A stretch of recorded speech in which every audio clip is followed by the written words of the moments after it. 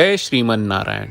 ए पर जे टिप्पणी हम करे जा रहल बा रामा अनुजदास श्रीमान गट्टू वेणुगोपाल स्वामी जी के द्वारा दिहल गयल बा। अध्याय 2 सांख्योग श्लोक 25। अव्यक्तोऽयम् अचिन्त्योऽयम् अविकार्योऽयम् उच्यते तस्मादेवं विदित्वैनं नानुशोचितुम् अर्हसि। ओम।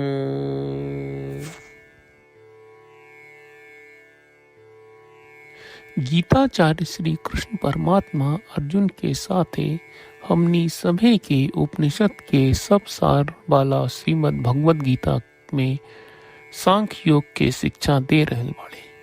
उ कहत बाड़न कि अर्जुन ये सृष्टि में जौन सामग्री बा ओ में से कुछ आँख से देख सकनी, कुछ नाक से गंध कर सकनी, कुछ कान से सुन सकनी, कुछ चमड़ी से छू सकनी, कुछ रौरा जीभ से स्वाद ले सकेला, कुछ के रौरा मन से कल्पना कर सकनी। अब रौरा के बारे में बताई। तू आत्मा है। रौरा अपन आँख, नाक, कान, त्वचा, जीभ के माध्यम से आत्मा के बोध उ के समझे में असमर्थ बानी। रौरा अपन मन के माध्यम से आत्मा के कल्पना करे में असमर्थ बानी। यही आत्मा के स्वभाव है। अर्जुन, अगर ज्ञानेंद्रियां आत्मन के बोध करे में असमर्थ होके ता कर्म इंद्रियां आत्मा के भी प्रभावित करे में असमर्थ हो जाला। यही आत्मा के विशेष स्वभाव है। अर्जुन, हमनी के शास्त्र में यही जानकारी साफ साफ बतावल गयल बा। अर्जुन, जब से अब रौरा आपन के असली स्वभाव रूप जान गयल बानी, तब से आपन दुख छोड़ दे, उठ के चल ई जंग लड़े। यही तरह भगवान श्री कृष्ण हमनी सबके आपन रोजमर्रा के जीवन के बहादुरी से सामना करे खातिर प्रोत्साहित करत रहले। ई श्लोक के माध्यम से हमनी के जो संदेश अब पाठ समझे का चाही उका अभ्यास करे के चाही उ ई बा कि कबो कबो हमनी के मन से चीजन की कल्पना करे की कोशिश करनी जा। हर बेर जब हमनी के ऐसन करनी जा तो हमनी के सबके भगवान के ई शिक्षा याद करे के चाही कि मन आत्मा के कल्पना तक करे में असमर्थ बा। हमनी के मन में जौन विचार आवेला उ आत्मा तक पहुँचे में असमर्थ बा। हम आत्म ध्यान कर रहल बानी। जब हमनी के सोचने जाई कि आत्मा के है, हम आत्मा है, हमनी के सब के रोज यही आत्म ध्यान करत रही। श्रीमद् भगवद गीता का पूरा सार श्री कृष्ण परमात्मा ने अध्याय 18 के श्लोक 65 से 70 में 8 काम करे खातिर दिले बाड़े। श्री कृष्ण कहले, हम ओ लोगन से प्रेम करनी जो लोग इन 8 बातन के मान तारे। हम ओ भक्तन के हर तरह से रक्षा करब। श्री कृष्ण परमात्मा के द्वारा बोलल गईल संपूर्ण भगवद गीता सुनला के बाद अर्जुन कहले, करिष्ये वचनम त्वा, जेके मतलब बा कृष्ण मैं उही करब जौन आप कही। यही कारण बा श्री कृष्ण अर्जुन के हर तरह के सफलता विजय प्रदान करेले। आई परमात्मा के आपन व्रत देई कि हमनी के ये 8 गौ कर्म के पालन करी जा। ई वचन परमात्मा के देवे से बड़न कौनो पूजा तपस्या यज्ञ नहीं। हम 8 प्रण कहब जौन हमनी के करे के चाहिए। आप सब कृपया इन्हन के आपन दिमाग और दिल में सोची। श्री कृष्ण के आपन वचन देवे के ई तरीका में हमनी सबकी कल्पना करे के चाहिए कि श्री कृष्ण का चेहरा खुशी से चमकत बा और खुशी के एहसास करत बा। जय श्रीमन नारायण। यहाँ हमनी के 8 वादा बा। हमनी के पहला वादा, हे श्रीमन नारायण, आपका निर्देश के मुताबिक हम हमेशा तोहार ध्यान करब और तोहार बारे में सोचब। हमनी के दूसर वादा, हे श्रीमन नारायण, आपका सलाह का अनुसार हम हमेशा आपका भक्त रहब। हमनी के तीसर वादा, हे श्रीमन नारायण, हम आपन सब काम तोहरा सेवा के रूप में और तोहरा संतुष्टि खातिर करब। हमनी के चौथा वादा, हे श्रीमन नारायण, जैस की आप माने के कहले रहलू, हमरा बहुत विश्वास बा कि हम आपके होई और हम हमेशा आपन दोनों हाथ जोड़ के आपके नमस्कार करब और आपकी पूजा करब।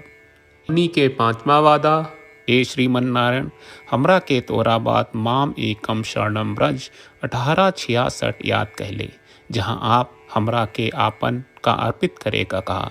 श्रीमन नारायण, मैं हमेशा तोहरे शरण में रहब।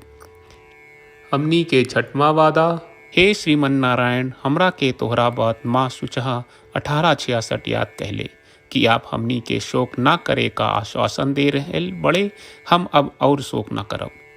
हमनी के सातवां वादा, हे श्रीमन नारायण, आपने हमरा खातिर श्रीमद् भगवत गीता के वितरण करके हम सबके कृपा कहले और आशीर्वाद दहले बा।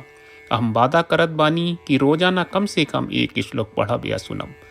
हमनी के आठवां वादा, हे श्रीमन नारायण, आप गीता के पूरा मानवता तक ले गयलू। हम गीता में आपके दिव्य वचन के उन भक्तन तक पहुँचावे के प्रयास करब जे गीता से अपरिचित बा। हे श्रीमन नारायण, हम उई करब जौन तू करे का कहब। हम ऐसन व्यवहार करब जैसन आप चाहत बानी और हम खाली आपका खातिर काम करब।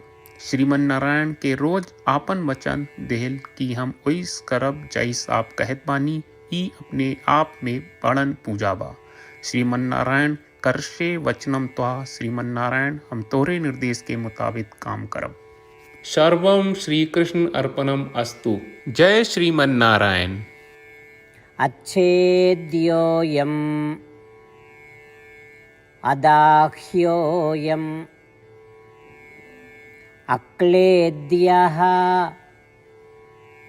अशोष्य एव च नित्यः सर्वगतः स्थाणुः अचलोऽयं सनातनः। ॐ अच्छेद्योऽयम् अदाह्योऽयम् अक्लेद्यो शोष्य एव च नित्यः सर्वगतस्थाणुः अचलोऽयं सनातनः। ॐ श्रीमन्नारायण, करिष्ये वचनं तव। सर्वं श्रीकृष्णार्पणमस्तु। जय श्रीमन्नारायण। जय श्रीमन नारायण। सब भक्त लोगों से विशेष अनुरोध बा, जीवन में हर चीज में हमनी के तत्कालिक और प्रभावशाली परिणाम की अपेक्षा रहेला। एकरा खातिर आइए रोजाना 1 मिनट के समय निकालल जाए और नारायण आश्रम पढ़ल जाए। नारायण आश्रम प्राप्त करे खातिर नारायण आश्रम वेबसाइट पर जाई, जो www.narayanashram.org है, और पंजीकरण में आपन नाम और ईमेल दर्ज करी। आपके द्वारा प्रदान कईल गई ईमेल पर आपका एक नारायण आश्रम PDF प्राप्त हुई। PDF में एक रामायण श्लोक, एक गीता श्लोक और एक विष्णु नामम बा। ये तीनों के मिल के नारायण आश्रम कहल जाला। हर व्यक्ति के ये श्लोक के अलग अलग संयोजन मिलेला। जब हर कोई 24,000 भक्तन के साथ रोजाना आपन नारायण आश्रम पढ़त आ सुनत बा, ता हर दिन संपूर्ण रामायण का 1 दौर, श्रीमद् भगवत गीता पारायण के 33 दौर और श्री विष्णु सहस्त्रनाम स्तोत्र पारायण के 24 दौर प्रतिदिन पूरा होएला।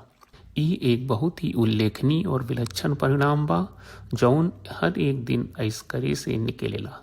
ई कारण बा कि आप और आपके परिवार के सदस्य तुरते जाके आपन नारायण आश्रम प्राप्त करी। जय श्रीमन नारायण।